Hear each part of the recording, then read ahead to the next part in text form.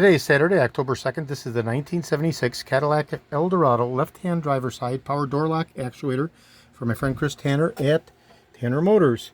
This is a one-year only design as depicted by the electrical two-prong parallel connectors, unique and specific to the 1976 variant. So the unit is connected to power. It's been opened up and completely rebuilt, precision lapped and calibrated, and I'm going to go ahead and do a functional validation test. Extension, very powerful snap, retraction, extension, retraction, extension, retraction, extension, retraction.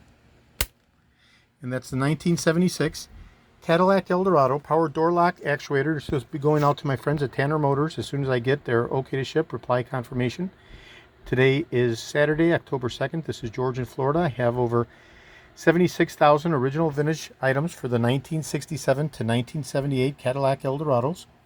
Over 375,000 1959 to 1978 Cadillac items overall. I'm best known for my restoration of the Cadillac steering wheels, steering columns, tilt and telescopic and monolithic single columns, the power seat mechanisms, instrument clusters, and other critical hard-to-source original vintage Cadillac items such as the electrical switches and these electrical power door lock actuating solenoids.